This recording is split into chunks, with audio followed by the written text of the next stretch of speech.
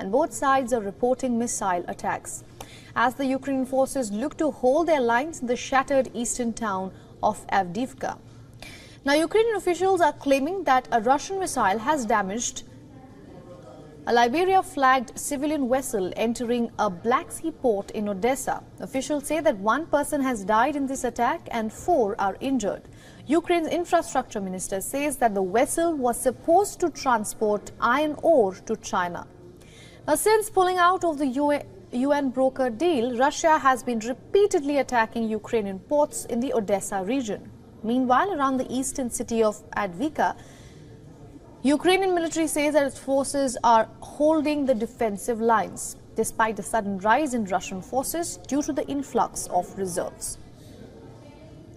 Ukrainian forces regard Avdiivka as a gateway for future advances, and for Russia, Avdiivka is the key to other regions of eastern Ukraine. Officials on the ground claim the Russians are holding back on a third wave of attack. After their plans were washed out due to a week of heavy rain, the Ukrainian counter-offensive launched in June has struggled to gain pace and make planned advances.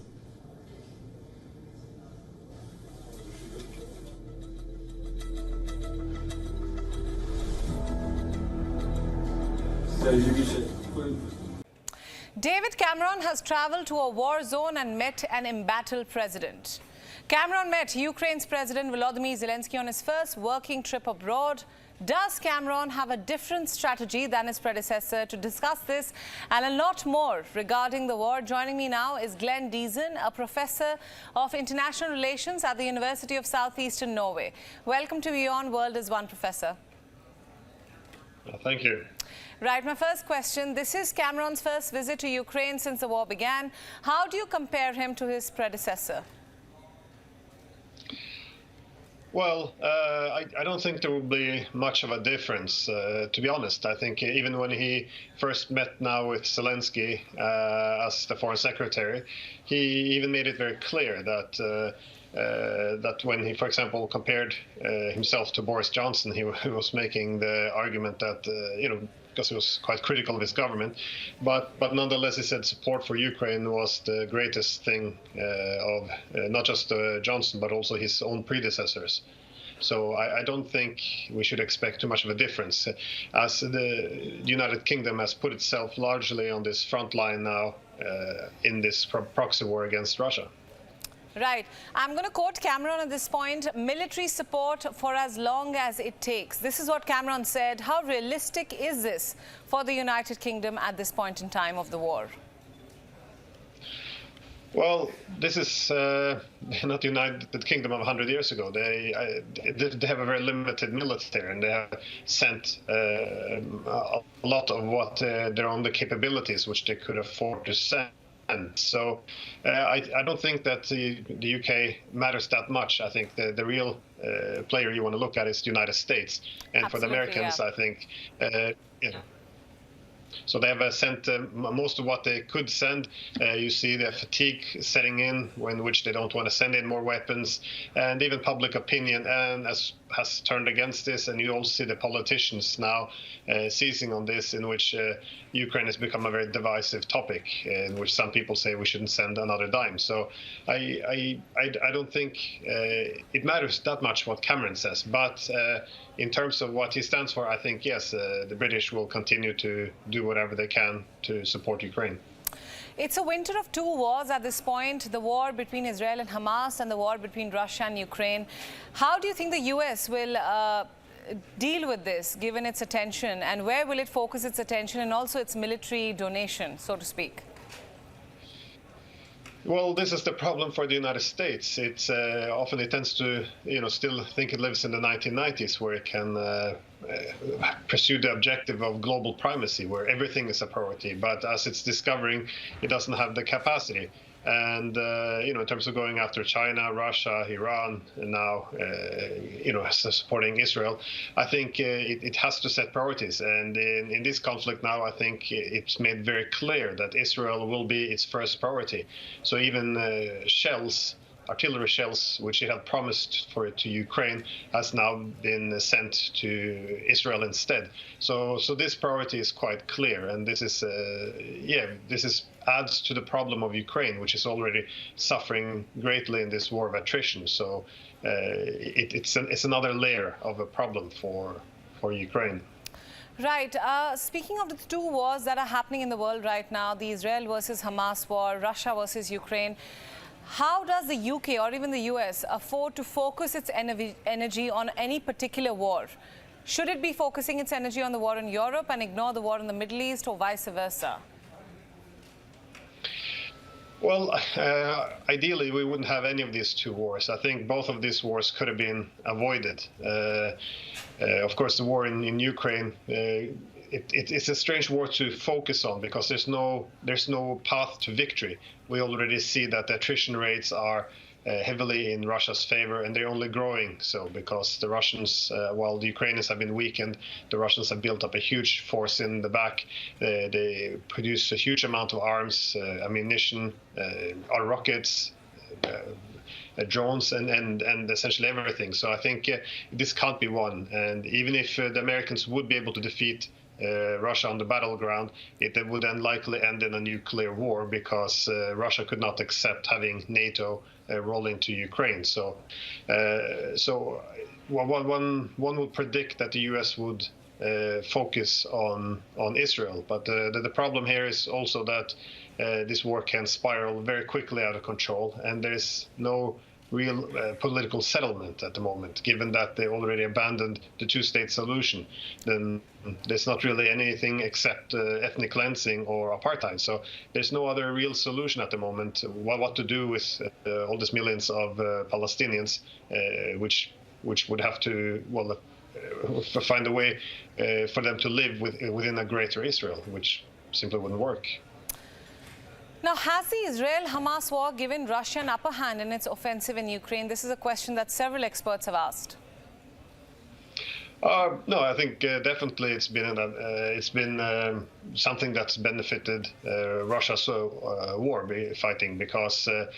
Again, Ukraine doesn't have its own money anymore. It doesn't have its own weaponry. It relies on support from the West. And as the West, at least the United States, very clearly prioritizes Israel, there's a lot of weapons and political focus and money which would otherwise have gone to Ukraine, which is now being diverted to Israel. So I think this definitely affects the war. And I think that Russia's probably taken advantage of this as well because they've been stepping up their attacks now all across the front line and begun to advance. So I think they probably see this as a good moment to bring this war to an end through victory. So I think definitely the Russians have taken advantage of the Americans shifting his focus. Right, absolutely. Time now for a final question, Professor, and I ask this only because the world's attention is currently focused on another war. What will happen once a brutal winter sets in with respect to the Russia-Ukraine war? Well, it will make war fighting much more difficult. Again, I think they will bring some advantage to Russia because the war is on Ukrainian territory.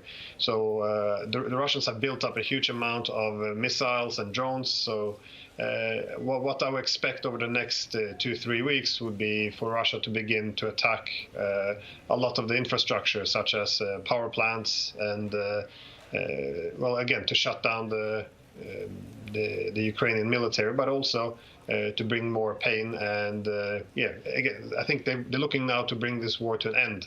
So I think the cold weather will make the war much harder, especially in the trenches, and so again, more human suffering to come. Right, Professor Glenn Deason, thank you so much for joining us on WION World is One with the latest on the Russia-Ukraine war. Thank you. And now updates from the Russia-Ukraine war, where shelling continues from both the sides. Ukraine's military says that its troops have repelled Russian assaults in multiple areas, while they are bracing for a third wave of Russian offensive in a bid to capture the key frontline eastern town of Avdiivka. And as per Ukrainian Interior Minister, Russia bombed 118 Ukrainian towns and villages in the last 24 hours, more than on any other day this year. As per the ministry, 10 of Ukraine's 27 regions had come under an attack, and there have been multiple deaths and injuries. Meanwhile, shelling by Ukrainian forces killed 6 people in the city of Donetsk on Tuesday, while a further 11 people have also been injured. And all this is as per a Russian-installed official in the eastern region of Ukraine.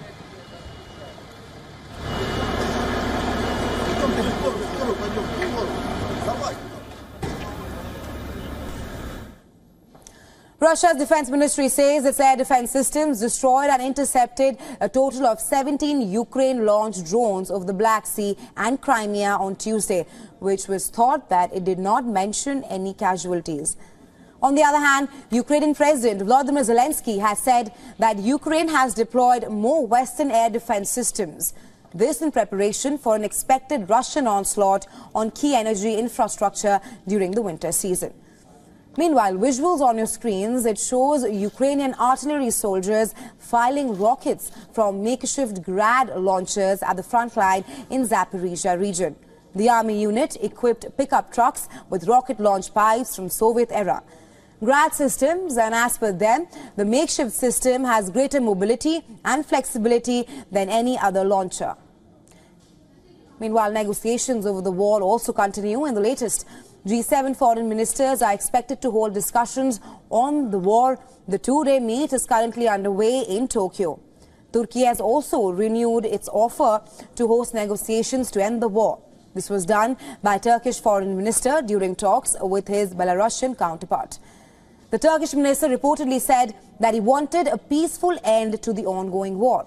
Meanwhile, as per the reports, Russian Foreign Minister Sergei Lavrov is chairing a meeting of ambassadors from 35 nations on the war. And we will keep you updated as more details of the meeting comes out. Some updates from the Russia-Ukraine war. Missile targeting Kiev has ended nearly 2 months of relative calm in the Ukrainian capital. This is while the frontline regions fended off waves of drone attacks overnight.